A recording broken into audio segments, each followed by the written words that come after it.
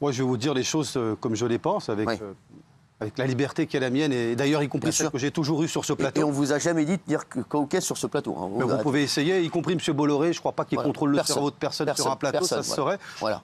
Pas davantage celui de M. Drahi ou de M. Bouygues. Exactement. Personne ne... Je vais chez tout le monde. Mais je dois vous dire les choses avec liberté, sincérité. J'ai regardé ça, j'ai découvert sur les réseaux sociaux après coup, cette vidéo. Alors, je l'ai regardée en entier. Voilà, oui. J'ai regardé à peu près 10 minutes d'un échange. Et le sentiment que j'ai eu, je pense que c'est celui qu'ont eu beaucoup de téléspectateurs. C'était à la fois gênant et même dérangeant. Parce que c'est parti, voilà, avec des insultes. C'est ça, mais c'est toujours dérangeant quand il y a deux personnes qui s'invectivent sur un plateau. Puisque je suis face à vous et que je veux être sincère et vous dire les choses avec liberté, je pense qu'effectivement, voilà, il ne fallait pas le faire. On ne peut pas se permettre d'insulter. J'ai entendu que vous regrettiez les choses.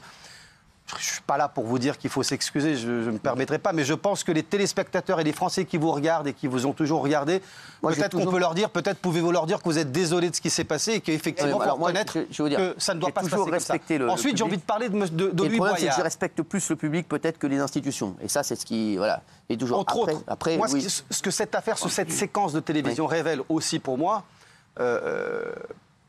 c'est aussi ce discours qui me paraît de plus en plus cynique, hypocrite de la part de la France insoumise.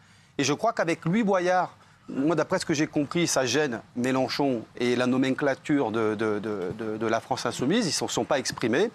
Louis Boyard a fait une conférence de presse, j'étais quand même étonné de voir que le garçon, ce jeune député, était seul à la tribune. D'habitude, il y a toujours un groupe de LFI qui entoure.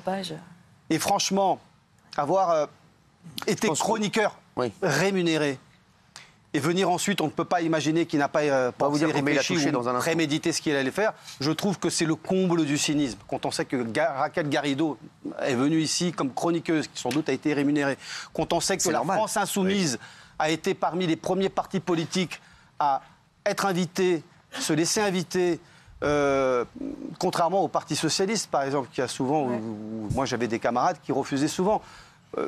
Voilà, je trouve que c'est un discours qui révèle à la fois les excès, la démesure et surtout l'impuissance de la France insoumise qui est prête à toutes les critiques, mais qui est aussi prête à manger dans la main du système pour ensuite critiquer le système.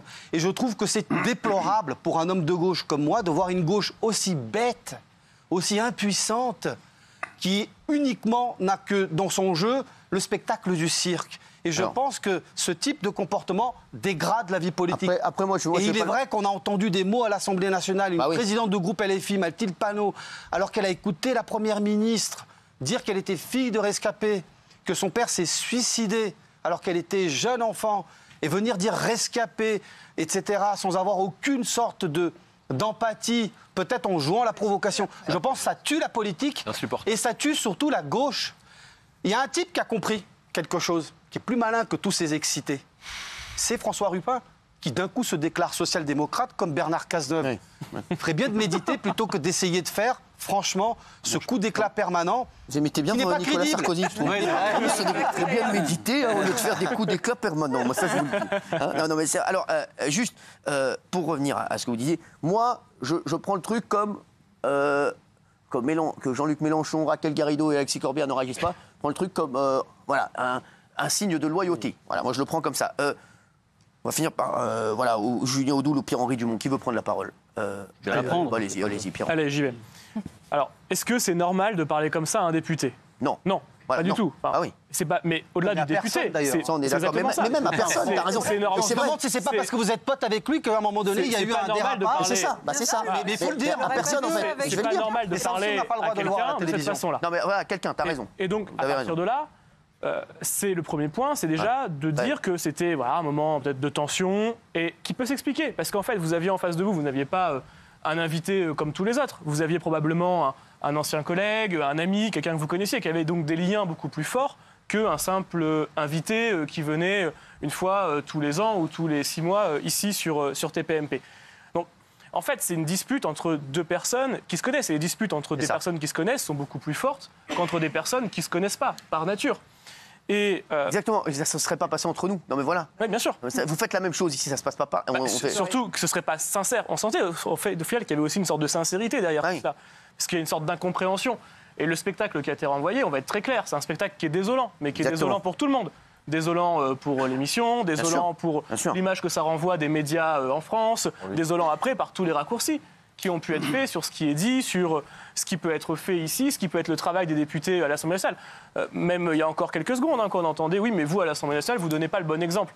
Pardon, mais le rôle d'un député, c'est justement de débattre. Nous, quasiment notre instrument de travail, c'est la voix, c'est le fait de pouvoir s'expliquer, s'exprimer. Alors on le fait, mais sans insulte. Ah si, cette année... non, pardon, mais à l'Assemblée nationale, il y a des règles. Il y a des règles. Moi, j'y vais pas. Il y a des règles qui sont très claires, en tout cas dans les débats au sein de l'Assemblée nationale. Tous ceux qui font il va y avoir une sanction lourde contre un député quand même. Tous ceux qui font des insultes sont sanctionnés. Sont sanctionnés financièrement et ça fait partie d'une toute petite minorité. Mais en réalité, c'est quoi? C'est combien les insultes, par exemple? C'est 1 500 €. 1500, quelle que soit l'insulte? Bah, c'est les insultes qui sont considérées comme insultes. Ça a commencé, par exemple. Non, mais...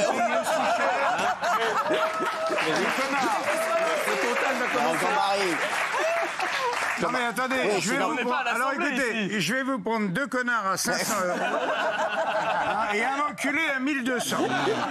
Allez, vous me faites le tout pour moins de 3000.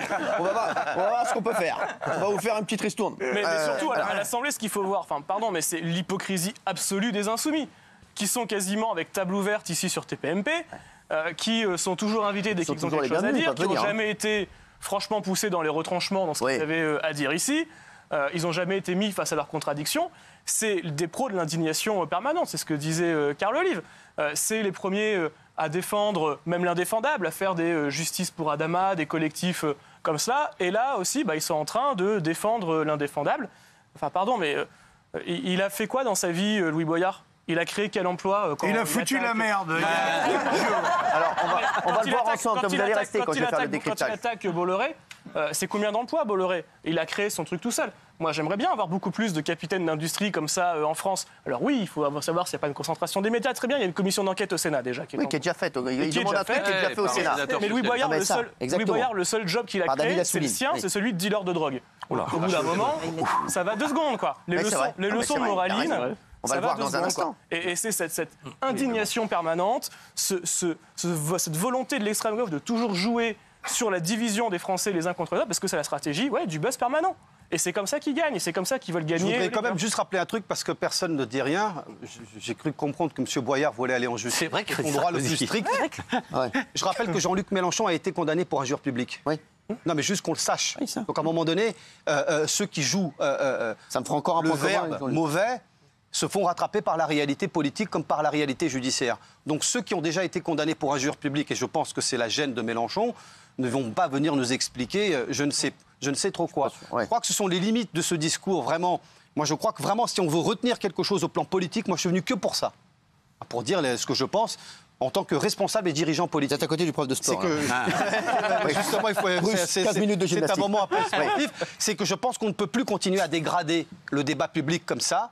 On ne peut pas avoir un groupe politique qui prend en otage la gauche, qui mérite un jour de gouverner et d'être représenté par de meilleures personnalités, de meilleurs députés, plus présentables au sens politique du terme, qui jouent autre chose que l'hystérie permanente, l'insulte, l'affrontement sans mesure, tout en se jouant du système, en venant chez Baba, en venant chez Hanouna, en venant partout. Alors c'est les mêmes. Voilà, je pense qu'il faut vraiment revenir à quelque chose de plus serein, parce qu'on ne peut pas continuer sur un climat comme ça. Vous pensez qu'ils ne doivent plus venir ? Non, ils vont revenir. Je vous la fais court. Ah, mais demain, ils vont se réunir. Je vais vous dire, mais je vous donne le tarif. Ils vont suspendre leur participation à TPMP chez Hanouna pendant un moment. Ça va être une petite suspension. Je doute. Alors là, je mets un billet. Moi, je parie pas, mais je mets un billet symbolique. Je mets un billet symbolique que la France insoumise et les dirigeants de ce parti, de ce mouvement, moi, j'ai rien contre les dirigeants ne vont pas boycotter définitivement vos émissions parce que ça fait un peu beaucoup de monde chez Bolloré à boycotter. Julien Audoul, on n'a pas entendu. Bon, je vais vous parler avec sincérité également, Cyril. Comme les 3 autres. On se connaît. Peut-être mieux que les 3 autres. Peut-être mieux que les 3 autres. C'est le générique obligatoire. Jean-Marie Alors moi, Bigard, je vais Jean-Marie vous dire Bigard. la vérité. Jean-Marie Bigard, peut-être mieux que les 3 autres, Oui. parce qu'on n'a pas toujours été copains avec Cyril. C'est vrai, Oui. c'est vrai, c'est vrai. Et au début C'est vrai. de notre relation médiatique, Ouais, c'est vrai. Non, non, mais c'est- médiatique, oui, bien oui, sûr. moi, je- On s'est échangé des mots. Bien sûr. Je vous ai traité Et chaud. de pitre. Ouais. Rappelez-vous. Et ensuite, ça s'est dissipé. Et très clairement, j'ai vu que les émissions, face à Baba ou TPMP, étaient des endroits où la liberté d'expression était tout simplement sanctuarisée, où toutes les opinions pouvaient s'exprimer librement. Oui. Je me rappelle des débats de la présidentielle où Marine Le Pen a pu s'exprimer sur le fond et tous les autres candidats ont pu s'exprimer sur le fond et intéresser des millions de Français, Oui. chose que les chaînes ancestrales n'ont jamais pu faire. Bien sûr. Donc il faut vous remercier, Cyril. Et je pense que Cyril, ce que n'acceptent pas certains, à la fois dans les médias et quelques politiques aussi, c'est que vous n'êtes peut-être pas élu, mais vous êtes élu par 2 millions de téléspectateurs tous les soirs. Exactement. Voilà. Et ça, ils ne l'acceptent pas. Vous savez par combien de personnes a été élu Lou Boyard? Non. Vous voulez que je vous le dise? Bon, c'est 20 000, hein, 25 000 Non, au second non, tour, non, 30 000, même peut-être pas, moins. même pas, même Parce pas. qu'il y a fait 18 000 9 000 personnes. Ah, ouais, bah, Mais voilà, mais Louis Boyard, Mais c'est pas une raison. Bah, bien Pardon, sûr, on peut c'est pas une raison. attends. Non, Pas une mais raison. le terrain, Non, il mais est pas- il est élu. Non, mais Faut on peut respecter ça donner aussi, des mais- chiffres. Voilà. mais terrain, c'est- il est Les là. gens n'ont qu'à aller Ce qui voter est aussi. insupportable pardon. avec Louis Boyard, c'est la stratégie de la victimisation permanente. Ouais. C'est la provocation, c'est le buzz permanent. Vous y connaissez aussi. Et de la part Au d'un Rassemblement parti national.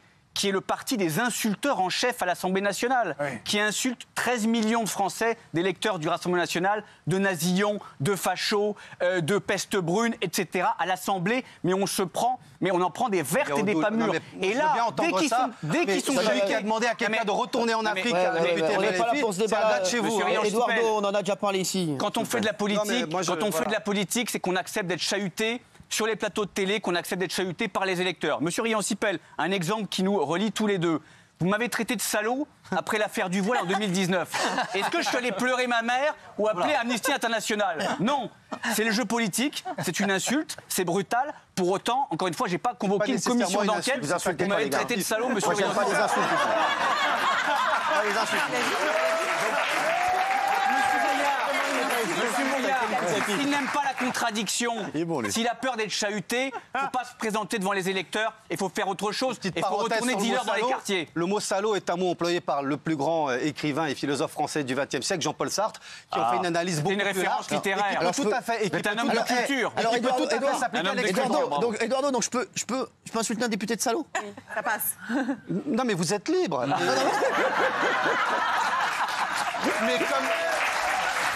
Mais comme dit aussi le même philosophe Jean-Paul Sartre vous explique que parce que vous êtes libre, vous êtes aussi responsable. Bien sûr. Alors, on va revenir sur la séquence. Vous avez autre chose à rajouter? Oui, un commentaire aussi, parce que c'est... Alors, il porte plainte contre nous, Louis Boyard. Vous allez voir, est-ce qu'on a la plainte exacte, Gilles? Pour injure publique, avec constitution de partie civile, injure publique envers une personne chargée d'une mission de service public. Non, mais il n'y a pas Voilà. que ça. Il a dit aussi, son tweet, il a mis quoi? Ah oui, il y a le tweet. Alors le tweet qui est totalement surréaliste. Oui, c'est ça qui est surréaliste. C'est Alors là, incroyable, le tweet. on l'a, je peux le lire. Hein. Oui. Et il dit qu'il porte plainte avec une pensée pour les millions de personnes insultées chaque fois que Touche pas à mon poste invite l'extrême droite et qu'elle a tenu des propos racistes et islamophobes sur leurs émissions. Voilà, donc ça veut dire quand l'extrême droite est venue et qu'elle a tenu des propos. Et donc on doit appeler Louis Boyard quand on invite quelqu'un Absolument, maintenant. c'est lui le grand voilà, c'est le ordonnateur. programmateur de Ouais, l'émission. ça, c'est- Voilà, on le saura. Donc il veut bien qu'on invite la France Insoumise, qu'on invite tous les partis, mais pas le Rassemblement National. Je vais faire un peu de fiction politique. Je vous fais un pari aussi que, à partir d'aujourd'hui, Louis Boyard devient un problème pour Jean-Luc Mélenchon et la France Insoumise, très clairement, parce que ce garçon apparaît incontrôlable. Oui. Voilà ce que je pense. Et il est Quel depuis que le soit, début, hein. je commente pas le reste, il fait ce qu'il veut. Non, il mais peut se plaindre, heureusement. vous Est-ce savez. que j'ai le droit? Mais politiquement, j'analyse l'idée que ce garçon, ce député, va poser problème. Il est un peu la Sandrine Rousseau de la France Insoumise, totalement incontrôlable. Il est incroyable, Edouard. Ouais.